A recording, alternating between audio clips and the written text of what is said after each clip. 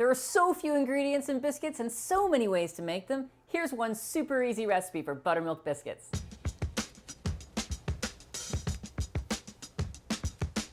So the key to tender biscuits is to use the right kind of flour. And for this, that's self-rising flour. That's flour that's had baking powder and salt already added to it, and you can find that in the baking section of your grocery store.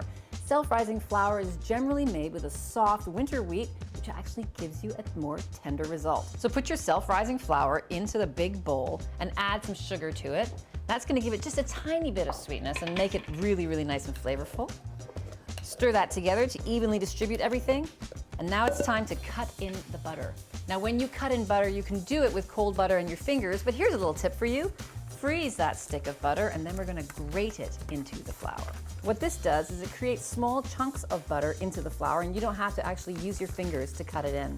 So be careful at the very end not to grate your fingers and get all of that butter into nice tiny little pieces into the flour. Now I take the butter wrapper while it's still here and has some butter on it, and I'm gonna lightly grease a cake pan.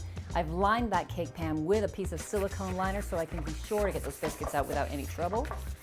Let's stir that butter into the flour and sugar and make sure that all the little chunks of butter get evenly distributed and coated in the flour. If you see any big chunks, just get in there with your fingers and break them up.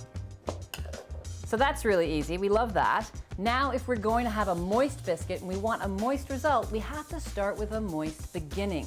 So I'm gonna add buttermilk to this and it's gonna be quite a wet dough.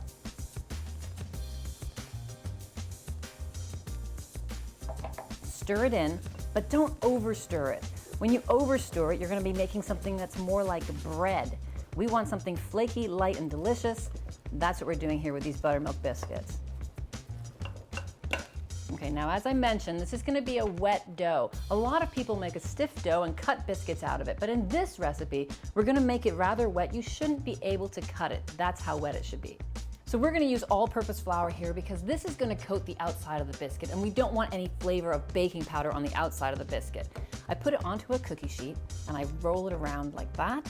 I'm gonna take a spoon and I'm gonna scoop even-sized portions of this batter into the flour, but don't let them touch each other.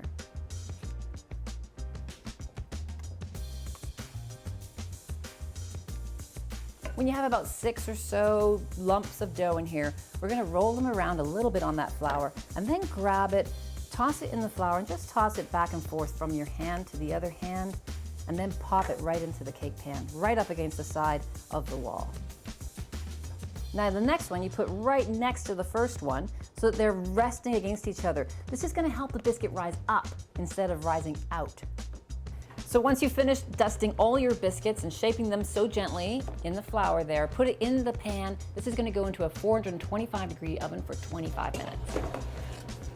So after 25 minutes in the oven, we're gonna take it out, take a look and see how they're doing, and brush a little butter on top. That butter's gonna give it more browning and a little bit of a sheen. Okay, all brushed, 5 more minutes just to get a little more browning on top and then they're good to go. So in no more than 5 more minutes, you'll have a nice little browning on top of those biscuits. It's time to take them out of the oven and take them out of the pan. This is where that silicone liner really becomes helpful. We'll just lift the biscuits right up out of the pan, just like this, and then we're gonna transfer them to a plate and break them apart. Look at that, so pretty. So call everybody to the table if they're not in the kitchen already, because you know, no one can resist a warm biscuit. Thanks for watching. If you'd like to see more of the basics, click over here. If you'd like to learn about the tools I use for this recipe, click over here. And if you have any comments or suggestions for more basics, put them in the comments section below.